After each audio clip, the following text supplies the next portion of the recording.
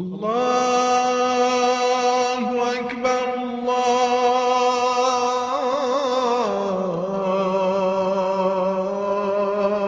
الله أكبر أشهد أن لا إله إلا الله أشهد أن لا إله إلا الله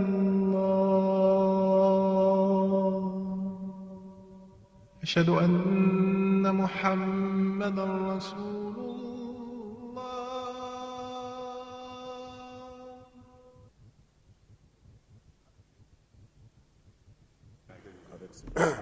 أعوذ بالله السميع العليم من الشيطان الرجيم بسم الله الرحمن الرحيم والصلاة والسلام على أشرف المرسلين سيدنا محمد وعلى آله وصحبه أجمعين ونعوذ بالله من شرور أنفسنا ومن سيئات أعمالنا من يهدي الله فهو المهتد ومن يضلل فلن تجد له وليا مرشدا ونشهد أن لا إله إلا الله وحده لا شريك له ونشهد أن محمدا عبده ورسوله أيها الأخوة أيها الأخوات أحييكم بتحية الإسلام تحية من عند الله مباركة طيبة السلام عليكم ورحمة الله وبركاته. Bien, on vous a dit, on vous a prévenu, on vous a rappelé que la fatigue pouvait avoir une influence ce soir.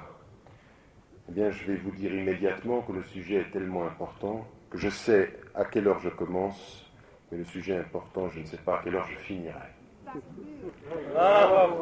Donc, et je vous demande de ce point de vue-là d'avoir l'attention nécessaire à un sujet qui me paraît très important, important pour l'islam, important pour les musulmans et les musulmanes, et important pour votre pays. Alors, immédiatement, vous m'avez posé la question, et le sujet c'est vous qui l'avez choisi, chères sœurs, c'est celui de la question du militantisme des femmes. Et c'est une question qui est importante parce que souvent, la façon dont on pose la question est une façon de montrer comment on aborde le problème. Et j'étais très content de voir, parce que j'ai eu un peu peur pendant les 2 jours qui ont précédé, qu'on annonce une conférence pour les femmes et que nos frères ne soient pas là. Et donc je suis très heureux de voir que la moitié de l'assistance est une présence masculine, une présence fraternelle, parce que c'est un sujet qui nous intéresse tous. Tant il est vrai que si, comme l'a rappelé Fouad tout à l'heure, la question de la femme s'est souvent posée en Occident dans un débat de la femme contre l'homme, aujourd'hui dans nos sociétés, c'est l'homme et la femme pour les droits de la femme au nom de ce que la révélation d'Allah subhanahu wa ta'ala nous demande de réaliser. C'est ensemble que nous avons à relever ce défi et non pas les uns contre les autres, et donc il est particulièrement important que nous soyons tous au fait de cette question de la femme pour pouvoir ensemble nous engager à défendre les droits de la femme, la réalité de sa position sociale telle que le Coran et la tradition du prophète sallallahu alayhi wa sallam nous l'enseignent et non pas comme nos sociétés ont parfois eu tendance à la réaliser. Parce que vous le savez tous, mais encore au-delà du fait de le savoir, il faut réagir à cela, entre ce que l'islam nous demande et ce que la société et ce que nous produisons comme société, il y a un océan de différence. L'islam n'est pas ce qu'aujourd'hui nous en faisons, et en particulier pour la question de la femme. Donc je suis particulièrement heureux de traiter ce sujet, parce que ce sujet nous met directement en face d'une responsabilité majeure. Nous pouvons tous nous asseoir et dire, avec beaucoup d'aisance, l'islam est la dernière des révélations révélées, et c'est vrai. L'islam est pour nous la lumière et la vérité, et c'est vrai. L'islam est pour nous le chemin et le sens de toute notre vie, et c'est vrai. Mais dire ceci ne suffit pas, encore faut-il regarder la réalité en face et savoir que ce que nous produisons aujourd'hui comme société, au niveau islamique, comme au niveau des relations que nous avons entre les hommes et les femmes, comme au niveau également de la non-discrimination naturellement donnée normalement en islam, eh bien, le travail qui doit être fait est phénoménal. Je ne dirais pas qu'il est important, je dirais qu'il est phénoménal. Les processus de réforme qui doivent intervenir dans nos sociétés aujourd'hui pour redonner la place qui lui est due à la femme et le droit qui est le sien demandent et exigent de chacun qu'il en fasse une de ses priorités. Pourquoi une de ses priorités ? Parce que l'on sait aujourd'hui, tous les paramètres sur le plan social et économique le montrent, que qu'une société qui se développe, une société qui prend son destin en main, y associe en permanence les femmes. Dans toutes les statistiques concernant le développement, les femmes sont en avance sur le travail de développement qu'elles font. Et quand une tâche leur est donnée, elles sont souvent celles qui la réalisent le mieux. Au sud du Sénégal, sur des champs qui ont été octroyés à des paysans, c'est un chiffre phénoménal qui vous fait réfléchir. Quand il a été donné des champs, les champs dont s'occupaient les femmes étaient 3 fois plus productifs que ceux qui étaient donnés aux hommes. 3 fois plus. Et donc ça veut dire qu'aujourd'hui, c'est une réalité d'un engagement sur lequel les chiffres sont clairs. Et quand nous traversons le monde musulman, nous nous apercevons aussi aujourd'hui que le mouvement de renouveau islamique passe pour beaucoup par l'énergie que les femmes mettent à se mobiliser. Non pas pour leur seule liberté, mais au nom de l'islam, pour leur liberté telle que l'islam le leur donne, pour les droits qui sont les leurs. Et donc de ce point de vue-là, il faut savoir aujourd'hui que dans le monde musulman, l'une des grandes mobilisations vient de nos sœurs, et quand j'ai pu discuter avec mes frères ici en Côte d'Ivoire, ils m'ont confirmé que le mouvement des femmes était un mouvement de plus en plus important. Il est en ceci à l'image de tout ce qui se passe dans le monde, mais encore faut-il que ce mouvement soit orienté pour et dans l'islam et non pas contre les hommes. Et là, il faut que les choses soient claires. Allahu Akbar. Alors on va avoir une soirée où on va entendre de temps en temps À chacun de se préparer. alors je sais bien qu'on va avoir de temps en temps des satisfactions d'un côté et de l'autre. Toujours est-il que pour ce qui nous concerne, il faut qu'ensemble nous développions cette question. Je vous propose donc une réflexion en 3 moments. Le premier moment qui me paraît incontournable, c'est le moment où on va revenir aux sources. Pour avant de se poser la question de savoir quel est strictement le militantisme de la femme aujourd'hui, avoir une image beaucoup plus claire de ce qu'est la femme en islam et de son rôle plus généralement. Et non pas immédiatement entrer dans une revendication militante sans savoir et sans connaître la réalité de l'identité de la femme et de son rôle dans ce que l'islam dit. Et pour ce faire, donc, dans cette première partie, je vais, de façon synthétique, vous imaginez bien, dans une conférence comme celle-ci, le sujet ne peut pas être traité complètement, mais en tout cas, on peut lui donner un cadre, et ce cadre sera sur, en tout cas, 5 points, ce qui concerne l'être de la femme, ce qui concerne son éducation, ce qui concerne la question de la pudeur, ce qui concerne le mariage, et ce qui concerne le travail. 5 points qui vont être traités. Qu'est-ce que dit l'islam de ce point de vue-là? Pour qu'on ait une image claire. Ensuite, à partir de ceci, on peut faire une comparaison entre ce que dit l'islam et la réalité de nos sociétés. Je le dirai de façon globale, vous pourrez vous-même compléter par rapport à la réalité, vous le ferez d'ailleurs immédiatement entre la réalité ivoirienne et ce que dit l'islam. Pour ensuite s'engager dans une réflexion, ce sera la 3e et dernière partie, de savoir ce que nous avons à faire, Inch'Allah, pour l'avenir, à savoir un projet qui serait un projet de véritable réforme à l'intérieur de nos communautés pour nous rapprocher du modèle de l'islam ensemble et non pas les uns contre les autres, Inch'Allah. Et donc, prenons cette première partie et arrêtons-nous à considérer ce que dit l'islam, sans jamais oublier, et vous le verrez de temps en temps dans mon exposé, qu'il y a entre la réalité de ce que dit l'islam et la réalité de nos sociétés un écart phénoménal sur lequel nous aurons à réfléchir. La première des choses, en général, trop souvent, je dirais pas en général, je dirais trop souvent, un certain nombre de penseurs musulmans et de savants, immédiatement quand ils parlent de la femme, vont tout de suite à la question de l'épouse. Comme si la femme était d'abord considérée en islam comme l'épouse. Or, c'est une erreur. C'est une erreur, elle montre bien qu'on pose mal le problème. Parce que l'islam, avant de parler de l'épouse, parle de l'être de la femme. Et de l'être de la femme dans ce qu'elle est avant de devenir une fonction sociale, et en particulier une fonction d'épouse. Qu'est-elle en islam? Et là, de ce point de vue-là, il faut que nous disions de la façon la plus claire qui soit que l'égalité de l'être, ce qu'on appellerait en philosophie l'égalité ontologique, mais l'égalité de l'être est totale entre l'homme et la femme devant Dieu. Et nous en avons un certain nombre de versets, je ne vous en cite qu'un. Dans Surat An-Nisa, c'est le premier verset, qu'est-il dit? Ya ayyuhan nas, ittaqu rabbakum alladhi khalaqakum min nafsin wahidatin wa khalaqa minha zawjaha wa batha minhuma rijalan kathiran wa nisaa. ô vous les hommes, regardez l'interpellation. L'interpellation va directement, immédiatement, non pas aux ceux qui portent la foi, ya ayyuhan nas, ô vous les gens. Craignez Dieu qui vous a créé d'un être unique et qui a tiré de cet être sa femme et qui a répandu des hommes et des femmes en grande quantité. Premier élément de l'origine de la femme et de l'homme d'un être unique. Et donc de ce point de vue-là, c'est l'expression fondamentale de l'égalité absolument totale de l'homme et de la femme devant Dieu dans l'être. Ce n'est pas fini.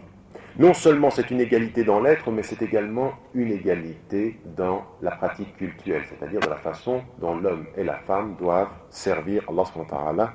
وَمَنْ يَعْمَلْ مِنَ الصَّالِحَاتِ مِنْ ذَكَرٍ أَوْ أُنْثَى وَهُوَ مُؤْمِنٌ فَأُولَٰئِكَ يَدْخُلُونَ الْجَنَّةَ وَلَا يُظْلَمُونَ نَقِيرًا.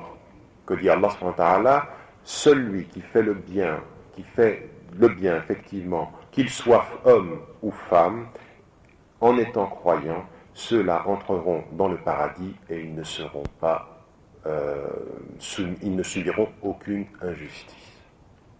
Le propos est clair. Celui ou celle qui fait le bien en étant croyant ou croyante entrera au paradis. Donc de ce point de vue-là, même si certains sont allés chercher parfois quelques hadiths qu'ils ont tirés dans le détail en oubliant la globalité, le Coran, comme le prophète ﷺ nous enseigne de la façon la plus claire, que nous sommes dans une égalité totale dans nos devoirs et nos responsabilités devant Allah subhanahu wa ta'ala, immédiatement dans la relation. Donc la relation qu'une femme a avec Dieu, comme la relation qu'un homme a avec Dieu, elle est exactement la même. Nous n'avons pas cette expression, et nous en parlerons également tout à l'heure, même de la vision, dont parlait d'ailleurs tout à l'heure le frère Fouad, de la vision biblique qui serait de mettre en évidence que la femme a été tentée parce qu'elle était plus faible et qu'elle a elle-même à son tour tenté Adam alayhi salam. Cette histoire, elle n'apparaît pas dans le Coran, et en particulier le verbe qui est utilisé ici, c'est les deux, le duel, c'est l'homme et la femme. Et si on regarde toutes les occurrences de l'histoire d'Adam alayhi salam, on a beaucoup plus l'impression, et c'est ce qu'ont mis certains nombres de savants, que c'est l'homme qui a été d'abord tenté et non pas la femme. Donc toute l'histoire biblique d'une femme tentatrice qui tenterait l'homme et qui a amené le péché originel ne revient pas dans le Coran. Même si l'expression de la faute originelle arrive parce qu'ils ont désobéi à Allah subhanahu wa ta'ala en s'approchant de l'arbre duquel ils ne devaient pas s'approcher, eh bien apparaît dans le Coran, mais pas du tout de la même façon. Trois choses diffèrent. Première des choses, ce n'est pas la femme qui tente l'homme. Deuxième élément qui apparaît également comme étant fondamentalement différent, c'est que les deux, le duel met en évidence le fait que les deux sont engagés dans ce processus de désobéissance. Et ce qui apparaît de façon beaucoup plus importante également, c'est que Allah subhanahu wa ta'ala leur pardonne. Il n'y a pas de péché originel en islam, de faute qui serait due à la femme. Et si vous aviez connaissance plus profondément de ce que dit la littérature française ou la philosophie sur cette histoire-là, vous verriez que la femme en Occident a souvent été entachée du mal à cause de cette histoire du péché originel. Et que dans l'islam, ça n'existe pas. Le péché originel n'existe pas, la faute de la femme n'existe pas. Nous sommes à égalité responsables de nos actes et responsables de nos actions sur le plan général, comme nous sommes responsables également du culte que nous devons à Dieu. Tout le monde, chacun d'entre nous doit faire la prière de la même façon, doit réaliser son jeûne avec les spécificités qui sont liées à l'organisme, au physique, en période d'indisposition par exemple, cela est connu. Raison pour laquelle nous trouvons dans le Coran également Innal muslimin wal muslimat wal mu'minin wal mu'minat wal qanitin wal qanitat wal sabirin wal sabirat, des formules qui mettent en évidence quoi? Exactement le même dispositif d'égalité.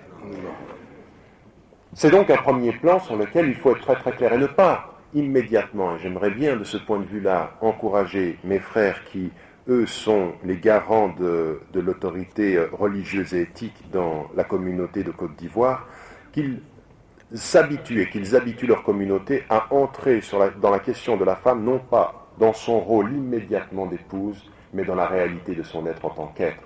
Pourquoi ? Parce que quand on parle d'un être avant de parler sa fonction, on montre non seulement qu'on a compris la révélation, mais on respecte l'être au-delà uniquement de sa fonction. Et ce n'est pas rien de respecter l'être dans sa fonction parce que c'est le message essentiel de l'islam. On ne peut pas d'un côté dire « Regardez ce que vous avez dit dans la Bible sur les femmes » en disant « Vous vous dites qu'elle est la responsable du péché originel ». Alors on se réjouit de ne pas être sur le même plan que cette image de la femme, mais en même temps quand nous on parle de nos épouses, on les cantonne d'abord dans leur fonction d'épouse avant de considérer la fonction fondamentale qu'Allah subhanahu wa ta'ala a décidé avant même que nous en ayons le choix. Elles sont des êtres à respecter dans leur être, qui agissent comme des êtres, qui portent la foi et qui réalisent l'acte de foi comme chacun d'entre nous.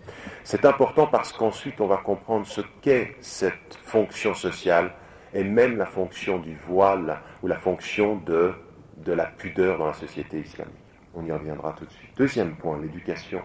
L'éducation également, qui est particulièrement un sujet de débat. Parce qu'on voit souvent, et en particulier en Afrique, je le sais, comme vous, pour y avoir un peu vécu et l'avoir beaucoup visité, on dit tout et n'importe quoi sur l'éducation des femmes, vu du point de vue de l'islam, parce que souvent on lit cette réalité au travers du prisme de nos coutumes et de notre façon de vivre. Or, il faut faire la différence. Une chose est la façon dont, de façon ancestrale, nous avons vécu. Une chose est ce que dit l'islam. Et l'islam est un facteur dans les sociétés, toutes les sociétés, un facteur de libération. Ce n'est pas un facteur, c'est un facteur de libération par les principes, non pas un facteur d'enracinement d'une discrimination. Jamais. Jamais il n'est venu pour enraciner une discrimination. Il y a des choses qui sont claires en islam. Et si une société qui ancestralement pouvait être discriminatoire au lieu des femmes, l'islam, dans ses principes, est venu pour la libérer. Le premier élément, vous le savez, c'est qu'à l'époque du prophète, alayhi salatu wassalam, et même avant même que vienne la révélation, qui avait-il ? On enterrait les jeunes filles vivantes. Et vous avez la formule. Quand la jeune fille enterrée vivante se demandera au nom de quel mal elle a été tuée et enterrée vivante. Elle a été tuée. Eh bien ça, c'est le début de la révélation. Quand l'islam apparaît, c'est effectivement une pratique coutumière chez les Arabes. Ils n'aiment pas être les parents de jeunes filles. Ils considèrent que c'est une honte. Et le Coran, première étape, va suivre un processus de libération et d'affirmation des droits de la femme qui va du fait de cesser la tuerie au fait d'imposer l'éducation. De cesser la tuerie à imposer l'éducation. 3 exemples. Le premier des exemples, effectivement, c'est celui-ci, le fait de cesser l'enterrement vivant. Le deuxième exemple, c'est une parole du prophète. Que dit-il ? Il dit 2 choses. La première, c'est, la formulation, elle est importante, celui d'entre vous qui n'enterre pas sa fille, donc les parents, qui n'enterrent pas leur fille, qui n'insultent pas leur fille, et qui ne font pas de différence dans l'éducation entre leurs fils et leurs filles, sont promis au paradis. Écoutez bien, c'est le prophète, alayhi salatu wassalam, qui parle, c'est pas votre frère Tariq. Et les prophètes, ça c'est Sahih al-Bukhari, qui dit, celui d'entre vous qui ne tue pas sa fille, qui ne l'insulte pas, et qui ne fait pas de différence dans l'éducation entre sa fille et son fils, le paradis lui est promis. Donc c'est vraiment une formule fondamentalement importante. Comme il dit également,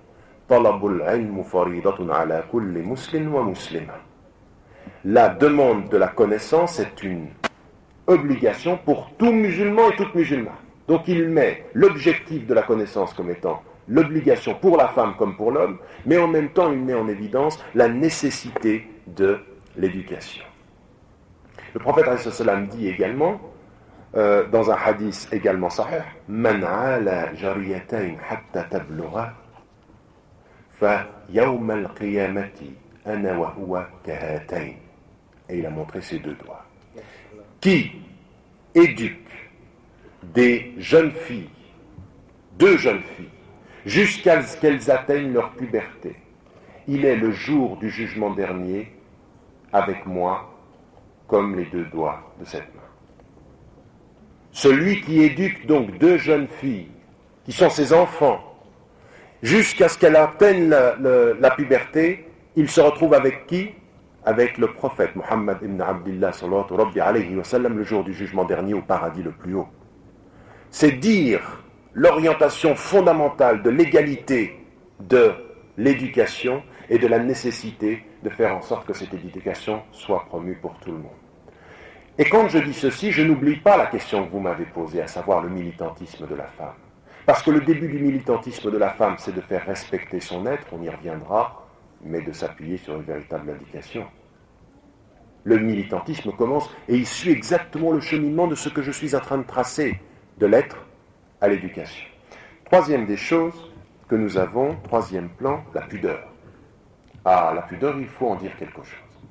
Il faut en dire quelque chose parce que, en islam, la pudeur et la distinction et la préservation d'un mélange qui amènerait de passer du respect de l'être au respect de l'apparence d'une femme ou d'un homme est quelque chose qui est restreint, voire combattu, si c'est en dehors des liens licites, à savoir ceux du mariage. Et c'est une pudeur qui touche beaucoup de choses. Elle touche au premier chef, vous le savez, le regard. Il y a une façon d'être pudique avec le regard. On y reviendra. Il y a une façon d'être pudique avec son comportement. Il y a une façon d'être pudique avec ses vêtements. Et dans l'ordre, nous dirions être pudique avec son regard, être pudique par ses vêtements, être pudique par son comportement.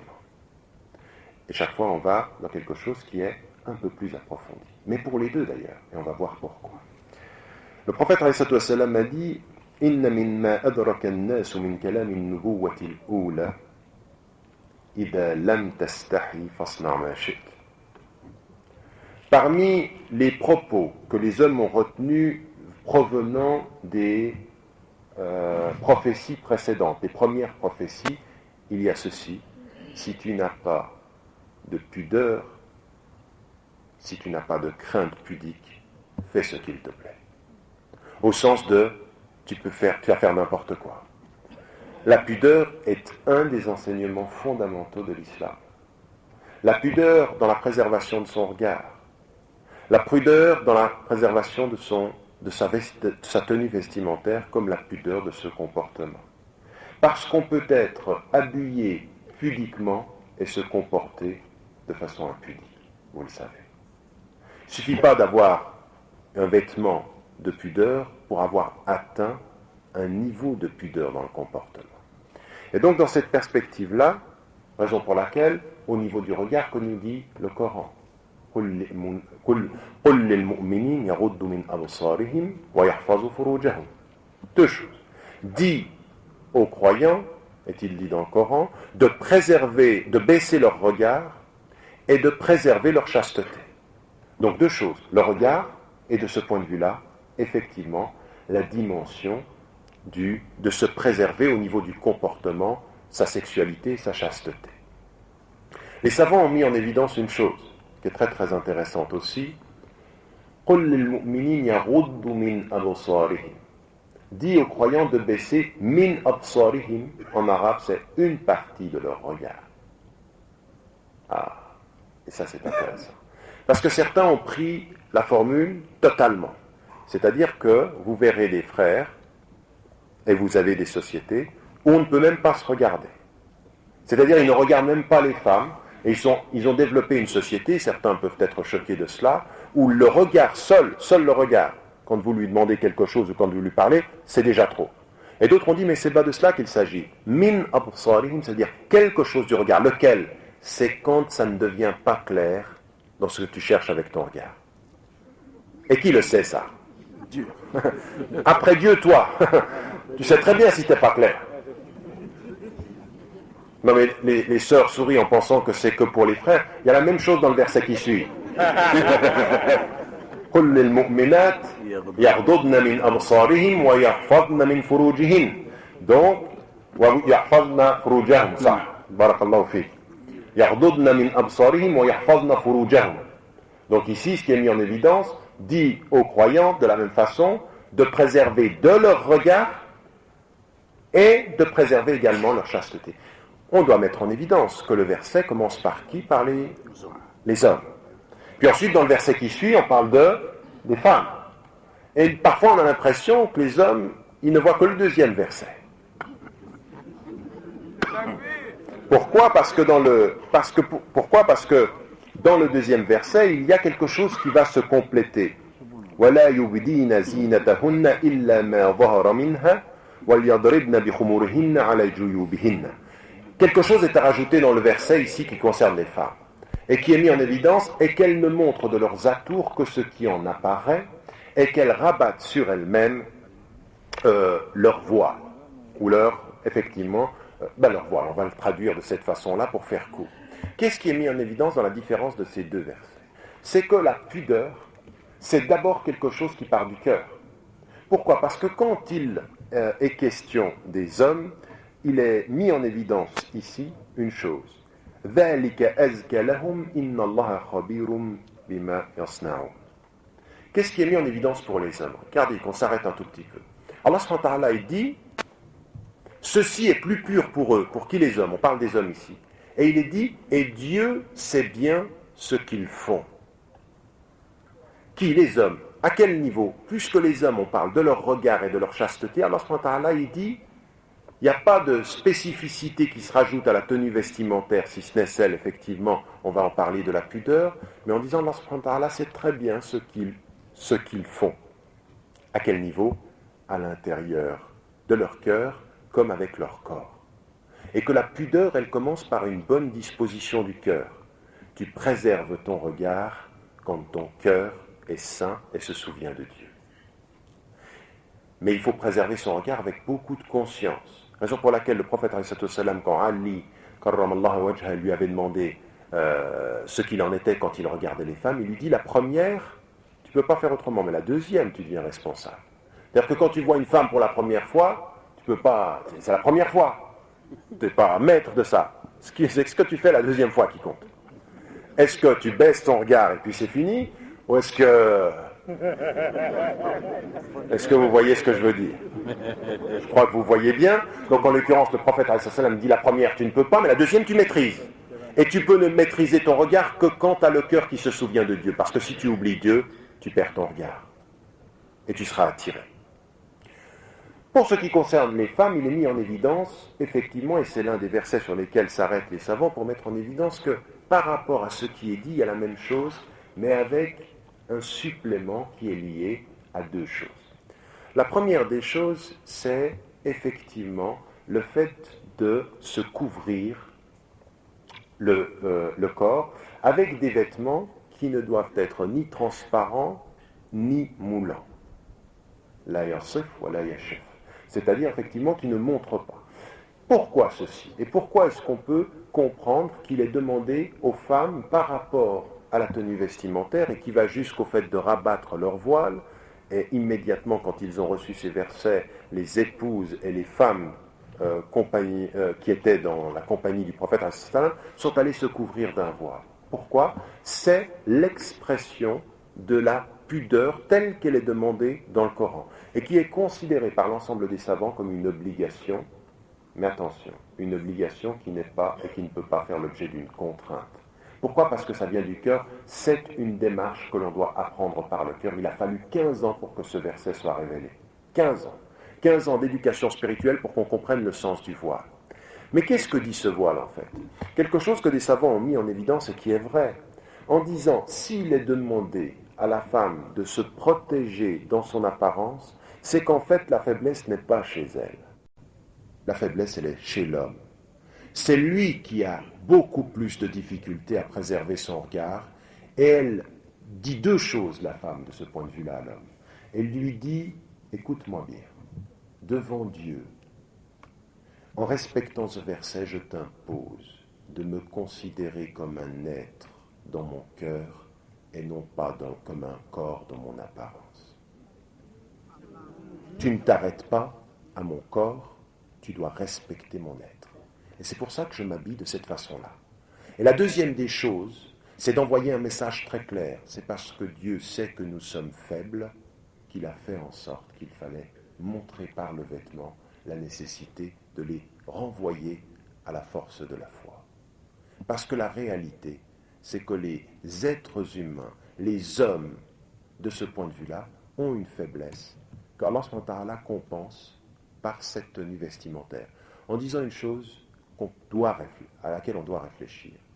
Le regard que les hommes portent sur les femmes est différent du regard que les femmes portent sur l'homme au niveau du corps et de l'esthétique. Et ça, je le dis en Europe, comme je le dis en permanence, il y en a qui disent non, c'est pas vrai, on peut discuter. Mais la réalité, elle se montre quand même. Tout ce qui se fait aujourd'hui comme production sur le corps utilise la femme. Pourquoi en Occident? Parce qu'il y a quelque chose de particulier, qu'il y a quelque chose qui effectivement répond à la nature. Ça, c'est une réalité. Il ne faut pas qu'on commence à se raconter des histoires. Il y en a qui le nient, mais la réalité le montre. Regardez le monde. Quand il y a beaucoup de liberté sur le plan du corps et de la sexualité, qui est-ce qu'on met en avant dans son corps? L'homme? Mais non, d'abord la femme. Pourquoi? Parce que c'est le regard de l'homme qui est particulier. Raison pour laquelle ici, on a cette injonction particulière. Comme également l'autre verset de Surat An-Nur, يا أيها النبي قل لأزواجك وبناتك ونساء المؤمنين يدنين عليهن من جلابيبهن ذلك أدنى أن يعرفن فلا يؤذين. C'est la sourate c'est l'autre sourate sur laquelle, l'autre verset sur laquelle se reposent les savants pour mettre en évidence une chose, que le voile, justement, rabattre sur elles leur voile, c'est la meilleure façon pour elles de se faire reconnaître, au sens de se faire reconnaître comme étant des êtres de piété et de pudeur, aussi avec l'histoire que quand elles allaient prier ou quand elles se déplaçaient la nuit, elles étaient perturbées, gênées par des gens qui venaient sur la route et qui gênaient les femmes qui pouvaient se déplacer. Et là, le Coran apporte cet élément-là. Sur la base de ces deux versets, avec lesquels il faut ajouter le hadith célèbre du prophète qui, voyant passer Asma devant lui, lui dit: ô Asma, il ne convient d'une femme quand elle a atteint la puberté qu'on ne voit d'elle que son visage et ses mains. Des savants ont mis en évidence que ce hadith est mursal, c'est-à-dire qu'il a un degré d'authenticité qui est moindre. En fait, dans la réalité, d'autres savants sont venus mettre en évidence que si ce hadith-là est de ce degré-là, d'une authenticité qui peut être moindre, on l'appelle mursal, d'autres voix et d'autres hadiths viennent le confirmer. Et en particulier, celui qui est le plus sévère en matière de hadith à notre époque, Al-Albani, qui lui va beaucoup plus loin parce que lui dit donc ce hadith est vrai, et malgré ceci, dans sa discussion sur le hijab, lui dit c'est-à-dire que que lui, de son point de vue, le fait de ne voir que les yeux et de couvrir même le visage est mieux pour lui. Mais malgré ceci, il s'oblige, avec beaucoup d'honnêteté, à dire ce hadith, il est vrai, on ne peut pas dire qu'il n'est pas authentique. Donc celles qui se couvrent entièrement et qui laissent le visage et qui laissent les mains agissent dans la tradition islamique. Il y a d'autres opinions qui sont beaucoup plus minoritaires en islam, qui vont jusqu'au niqab, c'est-à-dire le fait de ne voir que les yeux. Ils s'appuient sur des versets et des interprétations. On ne dira pas qu'ils sont dans les erreurs, on respectera, mais on demandera à ceux qui vont jusque-là de ne pas dire que les femmes qui n'y vont pas ne respectent pas l'islam, puisqu'on a les sources et les références. Donc de ce point de vue-là, c'est important. Et l'on comprendra une chose également, la pudeur est donc demandée aux hommes, également dans leur tenue vestimentaire. Et moi, je suis très surpris parfois de voir que des hommes pensent que tout est sur la femme et qu'eux ne doivent pas faire attention à leur pudeur, même vestimentaire et même comportementale. Et on voit tout de suite, d'ailleurs, un frère qui n'est pas complètement clair dans son comportement. Ses yeux ne sont pas maîtrisés, son comportement n'est pas clair, sa façon de parler ne l'est pas. Et parmi ceux-ci, dit le prophète, il y a une autre chose sur laquelle je n'ai pas insisté, la voix. Alors certains sont allés très très loin sur la base de hadiths qui ne sont pas considérés comme authentiques en disant Sawtul mar'a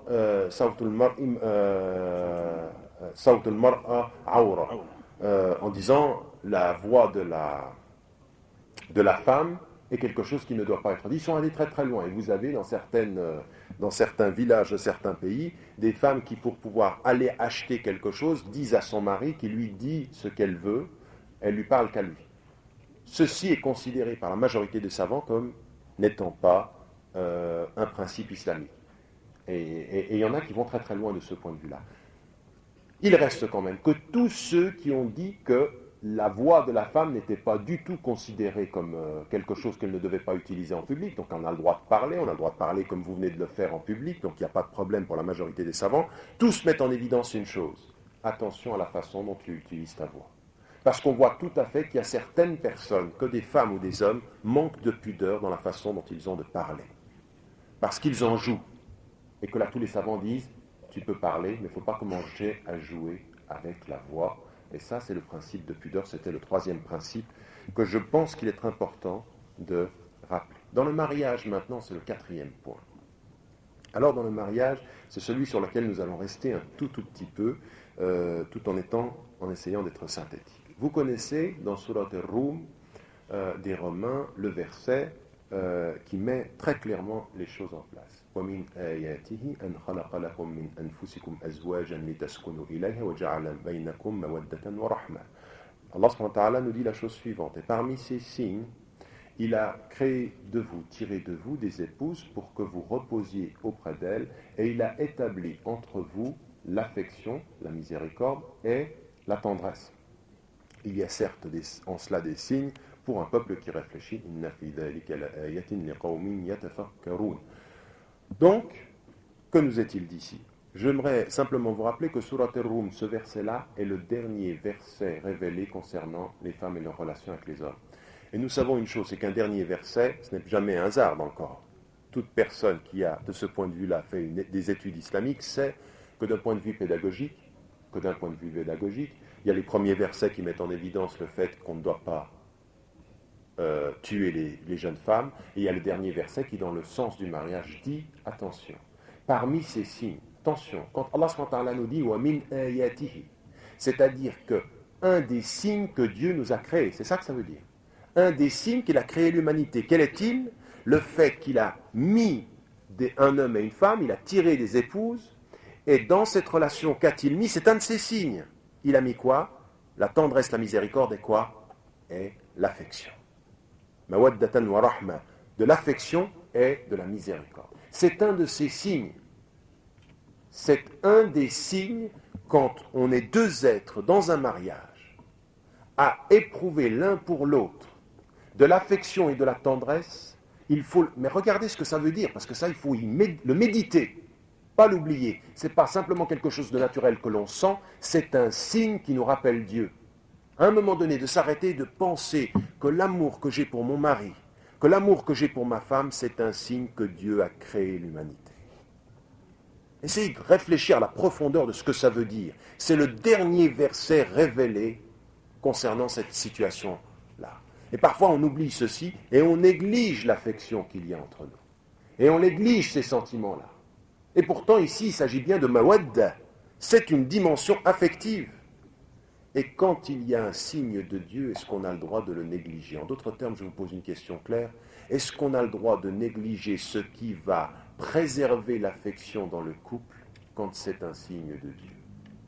On ne peut pas. Au contraire, on va faire en sorte de pouvoir en parler et surtout rajouter à cette compréhension-là. Et puis, dans cette dimension du mariage, il a donc établi une première chose. La rencontre entre deux êtres. J'ai bien parlé des êtres au début de cette conférence. Et en disant la rencontre de deux êtres, c'est la rencontre affective et pleine de pardon et de générosité l'un vis-à-vis de l'autre. Et dans cela, il y a un signe. Et il y a même plus. Il y a même plus parce que de ce point de vue-là, Allah subhanahu wa ta'ala nous dit « Hunna libasun lakum wa antum libasun lahun » Allah subhanahu wa ta'ala, qu'est-ce qu'il nous dit? Elles sont un vêtement pour vous et vous êtes un vêtement pour elles. Et là, il faut encore quelque chose qui doit être médité. Qu'est-ce que ça veut dire, elles sont un vêtement pour vous? À quoi sert un vêtement?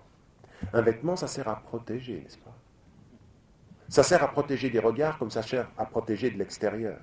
Et Allah subhanahu wa ta'ala nous dit des femmes, et donc de nos épouses, comme des maris, qu'ils sont l'un pour l'autre une protection. Mais par rapport à quoi? D'abord, bien entendu, par rapport à sa foi. L'autre, quand il est présent dans l'espace du mariage, protège et fait en sorte que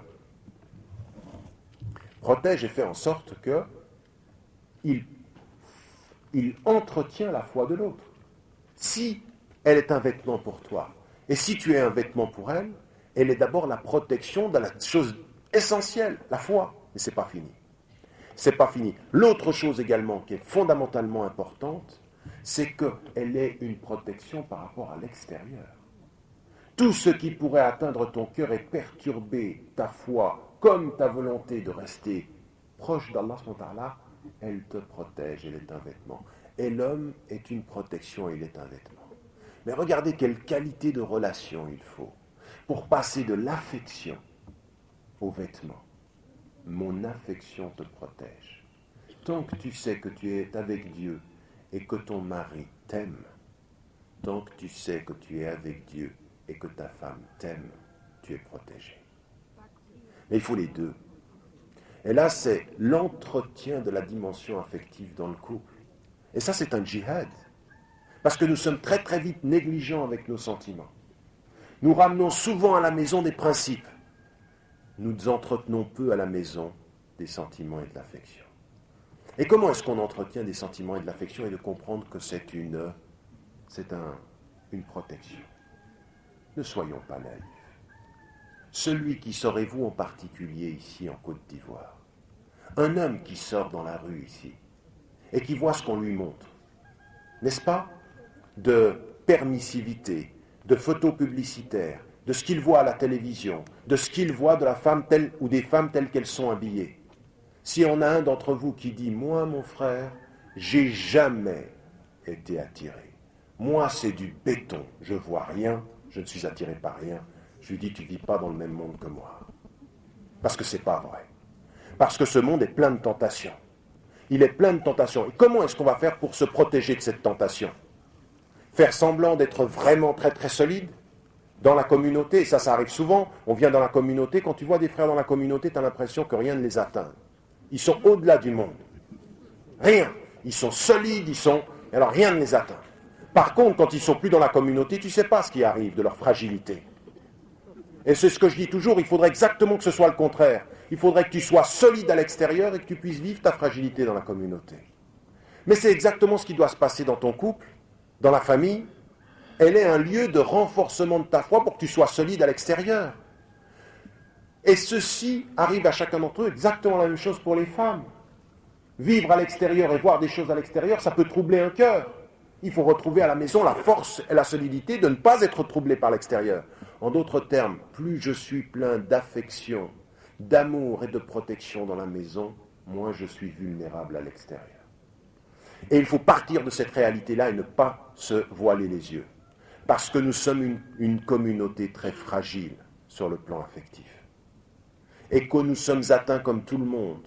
Que ce soit par les médias, la télévision, la musique, tout ceci, ça provoque en nous une nature qui est plutôt tournée vers le plaisir et l'attirance, on le sait. Solidifions nos familles. Comprenons ce que ça veut dire. Comprenons le sens de ceci. Et c'est tellement vrai que le prophète, sallallahu alayhi wa sallam, lui-même a vécu ça. Un jour, il est à Médine et il voit une femme qui lui a plu. D'ailleurs, c'est ce sur quoi certains ulama utilisent pour dire mais comment elle a pu, pour réfuter ceux qui disent qu'il faut porter le niqab. Ils disent mais comment elle a pu lui plaire si elle portait le niqab? Qu'est-ce qu'il a vu? Certains vont dire jusqu'à la voyez, ils utilisent ce hadith pour dire mais il a dû bien voir. Et il est rapporté que cette femme lui a plu et qu'est-ce qu'il a fait? La première des choses qu'il a fait. Elle lui a plu, il s'en est retourné vers qui? Zainab, radiyallahu anha, son épouse. Elle est un vêtement pour lui. Même le prophète, ah, vous voyez quelle qualité il y avait d'écoute entre le prophète et ses compagnons pour que cette histoire nous soit rapportée? Vous vous rendez compte ce qu'ils pouvaient aussi se dire dans la fragilité de leur foi pour être solides devant le reste, à l'extérieur? Ils savaient entretenir leur fragilité dans la communauté pour être solides à l'extérieur. Or, nous, ce n'est pas du tout ce qu'on fait. On entretient un semblant de force à l'intérieur et nous sommes complètement fragiles à l'extérieur. Et c'est la même chose à la maison. C'est la même chose à la maison. On ne se dit pas nos fragilités et on les vit loin de ceux qui devraient nous donner la force. Et je demande ici vraiment qu'on regarde, ça c'est la réalité de la présence aussi de la femme au niveau de la de la demeure. Viennent maintenant, dans cette compréhension fondamentale, autre chose qui paraît important, c'est la question des devoirs et des droits dans le mariage. Alors je ne vais pas faire un travail trop théorique, parce que je veux venir au sujet quand même, mais que l'on soit clair. Dans le mariage, l'homme a un devoir. Et ce devoir, il n'est pas discutable. Il est celui où il est mis en évidence وَعَلَى الْمَوْلُودِ رِزْقُهُنَّ وَكِسْوَتُهُنَّ بِالْمَعْرُوفِ. Il est dit au père, c'est-à-dire à celui qui est l'homme dans la maison, il doit donner à manger et il doit les vêtir selon ce qui est communément reconnu. En d'autres termes, ce qui est mis en évidence, c'est pour l'homme le devoir d'avoir à subvenir aux besoins de sa famille. Et dans la société islamique, une femme pourrait, depuis son enfance, et devrait, et aurait le droit depuis son enfance, de passer du statut de fille au statut de mère, d'épouse au statut de mère, sans avoir à dépenser un sou pour son entretien. C'est son droit. Attention, c'est son droit. Mais il y en a certains qui sont passés au droit qu'elle a à un devoir de ne jamais sortir de la maison. Mais ce n'est pas la même chose. Elle a le droit d'être entretenue. Mais ce n'est pas un devoir pour elle de ne pas... Ce n'est pas une interdiction pour elle de ne pas avoir à travailler. Vous voyez comment certains ont utilisé ce droit. C'est le droit qu'elle a. Et il est mis également ceci, الرجال قوامون على النساء بما فضل الله بعضهم على بعض وبما أنفقوا من أموالهم. Allah subhanahu wa ta'ala nous dit, les hommes ont autorité, ont direction sur les femmes par la préférence que Dieu a voulu et parce qu'ils dépensent de l'argent. Par ce qu'ils dépensent d'argent. Qu'est-ce qui est mis en évidence ici? C'est la dimension également d'une autorité qui met en évidence que l'homme a la responsabilité de la famille. La responsabilité, ce n'est pas la dictature. La responsabilité, c'est le devoir de prendre en charge financièrement et pour tout ce qui concerne le bien-être de la famille, l'ensemble des biens de cette famille. De fait, ici, on a une notion très très importante. Certains l'appelaient chef de famille, mais en islam, c'est clair. L'homme a une responsabilité par rapport à sa famille, il doit subvenir aux besoins. C'est un devoir, de ce point de vue-là, qui n'est pas ni discuté ni discutable. Mais ça ne veut pas dire dictature. Et certains comprennent la direction immédiatement comme « j'ai autorité, je fais ce que je veux ». Regardez ce que dit le Coran. Vous savez que 2 occurrences interviennent dans le Coran sur ce qui est la shura. Vous savez ceci. Il y a 2 occurrences sur le plan social. Amruhum shura baynahum, ils délibèrent ensemble de leurs affaires. Sur le plan social, ce sont les mu'minun. Et d'un autre, il est dit washawirhum fil amr. Il dit au prophète sallam après Azwat Uhud, concerte-les dans des affaires. Mais il y a une 3e occurrence, celle sur laquelle on va s'arrêter maintenant et qui met en évidence que ceci فإن أراد فصالا عن تراض منهما أو تشاور فلا جناح عليهما.